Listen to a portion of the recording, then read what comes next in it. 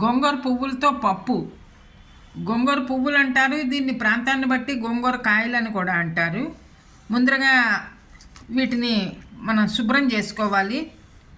ఇలా నీళ్ళు పోసి మంచిగా శుభ్రం చేసి కడుక్కోవాలి. నేను ఒక 100 గ్రామ్స్ తీసుకున్నాను. ఇవి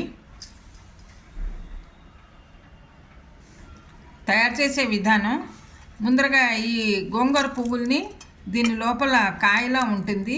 ఈ కాయ మనకి అవసరం లేదు, ఈ పైన పువ్వుల రేకులు మాత్రమే తీసుకుని ఒలిచిపెట్టుకోవాలి. ఇది అయితే అవసరం లేదు, ఇవి పడేసేయచ్చు.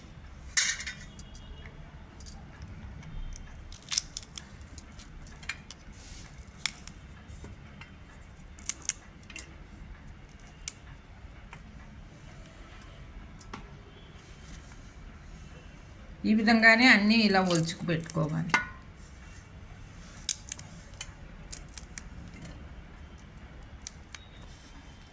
మొత్తం పువ్వులన్నీ ఇలా ఈ విధంగా ఒలిచేసుకోవాలి. మొత్తం అన్నీ ఒలిచేసాను.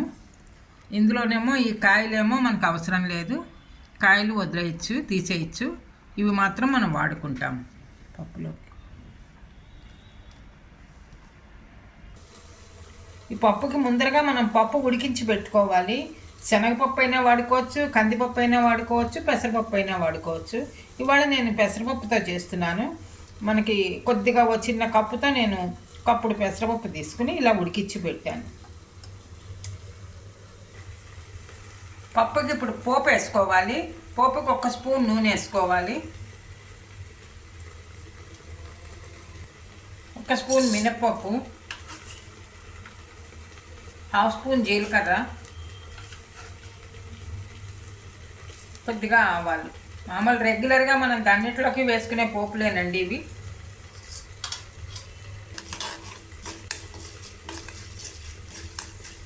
ఒక మిరపకాయను కూడా ఇలా ముక్కలు చేసి వేసుకోవాలి.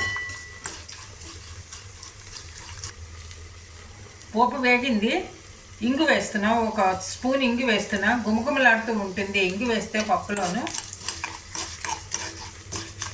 చాలా మంచి వాసన వస్తుంది.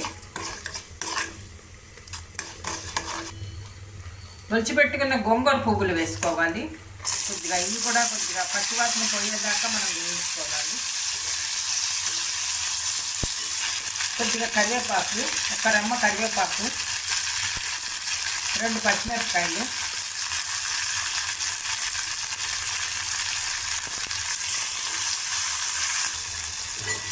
గోంగూర పువ్వులు మగ్గాయి బాగానే. ఇదిగో ఈ విధంగా మెత్తపడితే మగ్గినట్టేను. మనకి దీంట్లో పులుపు కూడా అవసరం లేదు. గోంగూర పువ్వులు పుల్లగా ఉంటాయి, మామిడికాయ పులుపులాగా పుల్లగా ఉంటుంది. పులుపు అవసరం లేదు దీంట్లోనూ. చాలా ఈజీగా చేసుకోవచ్చు. ఇందులో పప్పు మిక్స్ చేసుకోవాలి. ఇది మనకి రేర్గా దొరుకుతాయి, రెగ్యులర్గా రావు మార్కెట్లోను. వచ్చినప్పుడు మనం ఇదొక వెరైటీగా చేసుకుంటే, ఎప్పుడు ఆకుకూరలు, మామూలు దోసకాయ పప్పు, వేరే పప్పులన్నీ చేసుకుంటాం కదా, టమాటా పప్పు, మామిడికాయ పప్పు, అలా కాకుండా ఇది గోంగూర పువ్వులతో పప్పు చేసుకుంటే వెరైటీగా ఉంటుంది, రుచిగా ఉంటుంది.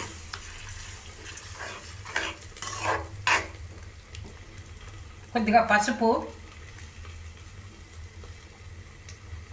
1 స్పూన్ కారం, తగినంత ఉప్పు,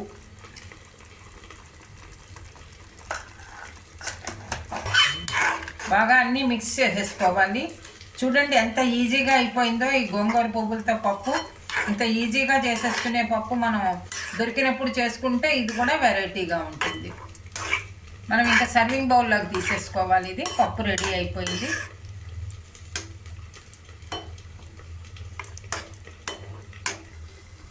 పప్పులో పైన కొద్దిగా కొత్తిమీర చల్లుకుంటే, చిన్నగా కట్ చేసి పెట్టుకున్న కొత్తిమీర మంచి కలర్ఫుల్గా ఉంటుంది. రెడ్గా, గ్రీన్గా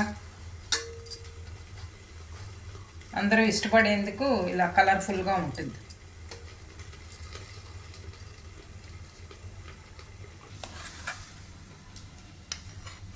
సర్వింగ్ బౌల్లోకి తీసేసుకోవాలి.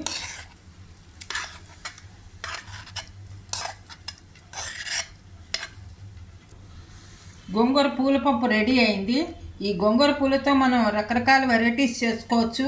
ఇగురులాగా చేసుకోవచ్చు, కూరలాగాను, లేకపోతే పచ్చడి చేసుకోవచ్చు, ఈ విధంగా పప్పు చేసుకోవచ్చు, ఎన్నో రకరకాలుగా చేసుకోవచ్చు. చూడండి, మీ ఇది వేడివేడి రైస్లోకి చాలా బాగుంటుంది, చాలా రుచిగా ఉంటుంది.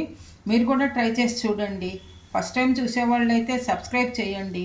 ఎలా ఉంది ఏంటి మీరు తయారు చేసుకుని కామెంట్ కూడా చేయండి.